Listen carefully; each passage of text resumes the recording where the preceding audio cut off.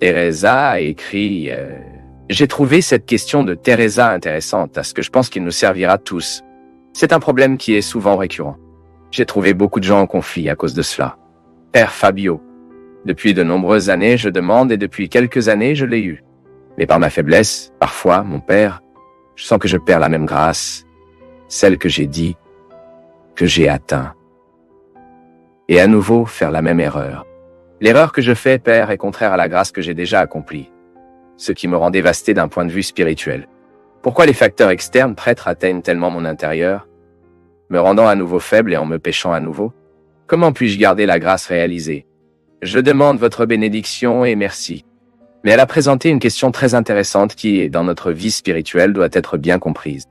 Lorsque nous faisons du but d'obtenir un résultat et que nous l'appelons libre, car quelle est l'action de Dieu dans nos vies? C'est une action gratuite, elle ne passe pas par le mérite. Dieu donne les grâces à nous tous des humains, même lorsque nous ne le méritons pas. Et cette expression « j'ai obtenu une grâce », nous devons expliquer pourquoi parfois les gens ne comprennent pas bien. Je me souviens que lorsque ma mère a utilisé cette expression, elle disait quelque chose de très spécial qu'elle avait demandé à Dieu et que soudain elle a réalisé qu'elle se passait, ce n'est pas vrai. J'ai atteint une grâce. J'ai demandé à Dieu, donc c'est la grâce de ne pas être jaloux, ou d'arrêter de haïr cette personne qui est si difficile pour moi. Et soudain, je sentais que ma relation devenait plus légère. Je ne le déteste pas beaucoup plus. Et soudain cela s'est passé. J'ai atteint le plaisir. Mais là, pour tant de gens, cette haine qui dormait en moi sort. Pourquoi? C'est très simple à comprendre. C'est parce que chaque don que Dieu nous donne est toujours lié à une tâche. Pourquoi? Parce que Dieu prend soin de nous. Et qui se soucie ne donne pas de choses sans qu'elle fasse sa part. C'est de savoir comment valoriser ce que vous avez reçu. Ce n'est pas comme ça? Nous n'enseignons pas aux enfants de nous que le sacrifice que nous faisons est pour nous de connaître la valeur des choses? Bien, je m'amuse d'être en vie. Je n'ai rien payé pour être en vie. J'ai reçu ce cadeau de Dieu. Ensuite, j'ai besoin de faire ma tâche de bien vivre cette vie que j'ai reçue, afin que cette grâce soit vraiment vécue et expérimentée avec la plénitude. Chaque fois que nous essayons de surmonter nos vies, expérimentant cette grâce de Dieu qui nous motive à aller de l'avant, ce Dieu qui nous soulage les charges, nous devons découvrir que dans cette attitude de réception, il y a aussi une attitude de bienveillance. J'ai reçu la grâce. Alors je viens de faire une confession. J'ai eu le plaisir d'être pardonné par le prêtre. Je laisse cette confession, et je vivrai. Il ne sert à rien de prendre cette grâce sans savoir qu'elle doit avoir des répercussions dans ma vie. Le péché restera pour moi une possibilité. Parce que Dieu ne se débarrassera pas des tentations. Dieu ne se débarrassera pas des situations difficiles. Il me prépare. Il me donne la grâce. Puis j'ai besoin de trouver un moyen de gérer mes difficultés pour que je ne perde pas la grâce réalisée. La proposition de Dieu pour nos vies est une proposition mature. Je ne peux pas croire que Dieu débarrassera mon cœur de la haine. Ceci est un mensonge. Dieu me donnera la conscience. Dieu allumera ma lumière ici, dans ma tête, au moment où je vis de la haine, au moment où j'ai tendance à faire une méchanceté à cause de la haine que je ressens, tendance à asséter quelqu'un, en supprimant la paix de quelqu'un.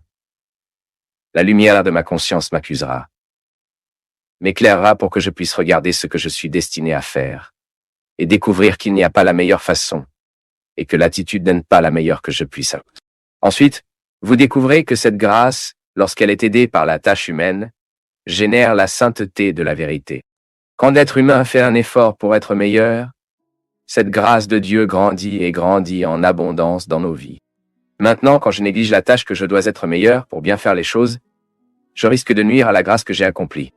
Nous ne pouvons pas tomber dans cette tentation de penser que la grâce obtenue est déjà définitive. C'est égal à la santé, mon peuple. Combien d'entre nous subissent des problèmes de santé, meurent presque... Je connais beaucoup de gens qui avaient un cancer très grave, ont subi un cancer qui l'a presque victime. Et soudain, le traitement a fonctionné, les médecins ont bien compris. La grâce de Dieu, qui a déjà été renversée sur nous, a trouvé cette action humaine. Les soins au bon moment, détectés au moment exact. Et la personne était considérée comme guérie. Puis après la guérison de la personne, il commence à vivre en oubliant qu'il a reçu le cadeau, la vie, la guérison. Et qu'après cette guérison, il doit mieux gérer sa santé pour favoriser la grâce de Dieu, dans cette guérison qui s'est produite, peut continuer de se produire. Nous ne pouvons pas isoler l'événement de continuité. Si, d'accord, Dieu m'a donné la grâce d'être guéri, Dieu m'a donné la grâce d'une nouvelle vie. Soudain, j'ai échappé à un terrible accident, donc je vais mieux gérer ma vie maintenant, je vais courir moins. Oui, la grâce qui nous a déjà été donnée trouve une conscience humaine éclairée. Consciente que vous devez travailler quotidiennement de telle manière qui favorise ce que Dieu nous a donné. L'administration de la santé est un exemple très simple, mais il est assez révélateur à ce sujet. La santé est une grâce. Dieu m'a donné. Dieu m'a donné la vie. Donc je vais maintenant le gérer de la meilleure façon. Être conscient, non? Je ferai tout pour maintenir ma santé, afin que je puisse vieillir avec dignité, donc je peux avoir une santé quotidienne. Mais vous voyez, Dieu ne vient pas ici pour vivre pour moi. Dieu ne vient pas faire mes choix. Qui fait ses choix? C'est moi. Et mes choix peuvent ou non favoriser la présence de cette grâce dans nos vies. Le péché sera toujours un défi pour nous tous. Ce sera toujours autour de nous.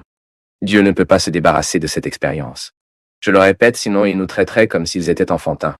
Pour que cette grâce de Dieu reste en nous afin que nous puissions vivre dans la grâce, c'est une expression de Saint Paul. La vie en grâce est une vie d'effort, de lutte et de sacrifice. Parce que personne ne peut négliger le cadeau reçu de Dieu. Personne ne peut penser que le cadeau reçu est déjà garanti. Non. Nous devons faire dans notre vie quotidienne la partie qui nous convient à cette grâce de Dieu pour continuer à se manifester en nous. Le combat est tous les jours, tout le temps. Personne ne nous a promis que ce serait facile, mais en même temps, nous sommes sûrs que Dieu est toujours avec nous, surtout à notre époque faiblesse. Tout comme la mère a la facilité d'aimer son enfant.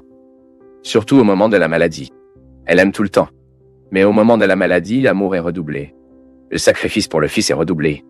La même chose est Dieu avec nous. Au moment où nous sommes fragiles, l'affection, le soin de Dieu, j'en suis sûr, est redoublé. Parce qu'il connaît notre besoin. Maintenant, si nous sommes fermés, il est possible que nous ne remarquions même pas la manifestation de cette affection. Si nous ne faisons pas nos efforts quotidiennement, nous risquons de ne pas même nous rendre compte que cet amour nous aime. Nous devons ouvrir les yeux pour cela, non? Préparer notre âme à la vie mystique. C'est un défi de notre journée. Mon peuple, nous risquons d'être brutalisés. La vie a été très grossière avec nous. Et si nous autorisons ce mouvement de brutalisation, nous perdrons la sensibilité d'identifier cette présence de Dieu dans notre histoire. Nous ne pouvons pas permettre à cette vie moderne, pleine de possibilités de communication, de cette vie très virtuelle, ou de cette vie même de grande violence, beaucoup d'agressions, beaucoup de manque de respect pour l'être humain, viennent brutaliser notre âme et non préparer. Le rendez-vous presque impossible pour cela de la vie spirituelle, qui est toujours une option très difficile à faire aujourd'hui. Car la vie nous encourage aujourd'hui tout le temps à vivre. Il est impressionnant de voir comment aujourd'hui nous trouvons des gens qui vivent tout le temps, qui a du mal à faire l'expérience de la vie intérieure. Merci pour votre entreprise.